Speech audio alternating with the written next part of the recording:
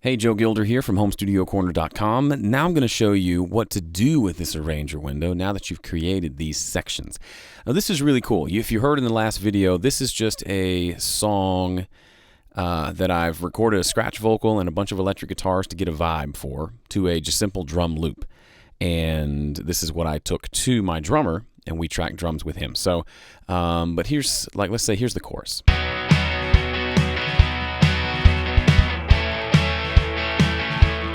So in this song, you can see this chorus isn't as long as these choruses, as this chorus is, okay?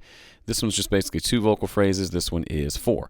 And because I intentionally did a half chorus here. Well, let's say I decided, you know what, after all that, I really do want this to be a full chorus. Well, what's neat about these sections, I told you in the last video, when you're setting these up, click, if you're going to move, if you set it up wrong or it's not quite, this section isn't quite long enough, click on the edges to do your dragging.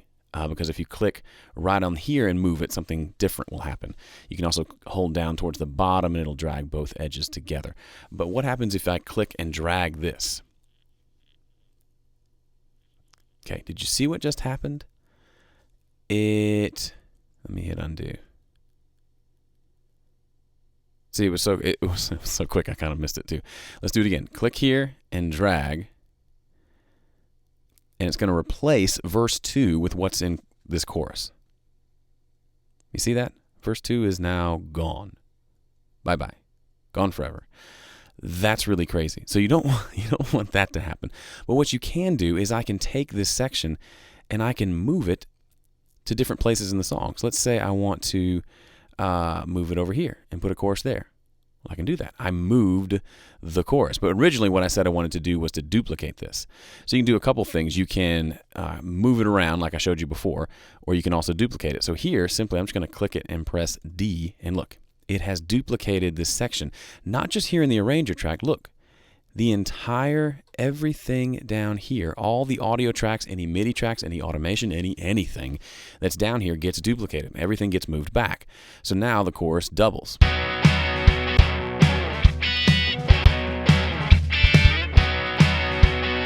It doubles again, right? That's insane. Hit undo, goes back, now we have one chorus. Same thing here. Let's say this solo section. Let's say it needs to be twice as long. We click on solo and we press D. You see that? I'm going to hit undo. It takes everything, it slices it, and it duplicates it and moves it over. Boom. We are literally doing, it's like doing, one of the things that people love about softwares like Ableton Live and even Reason is, but mostly Ableton, is you are doing very much loop-based production. Well, that allows you to have kind of that mindset.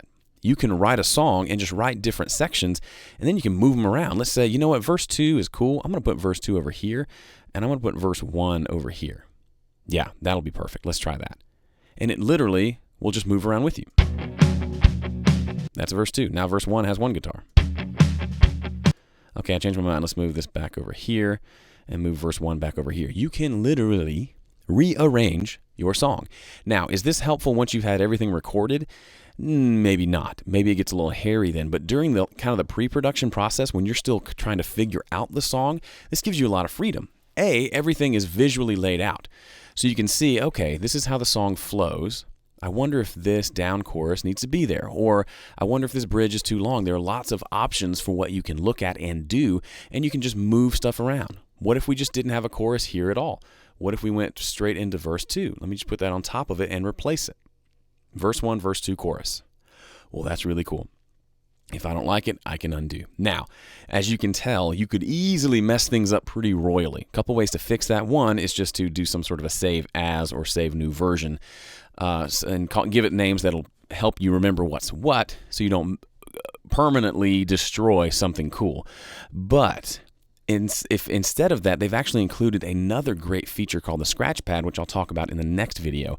And that allows you to do some of this kind of thinking and able to hear it without messing things up. So you have a place to kind of mess things up that doesn't mess up your actual session, if that makes sense. I'll talk about that in the next video, but in the meantime, if you haven't played around with the arranger track, I encourage you to do so. I've only done it a little bit and my brain kind of exploded. And I want your brain to explode as well. So check it out. If you want more Studio One videos, head over to homestudiocorner.com/PreSonus. There's a whole bunch of free ones right there.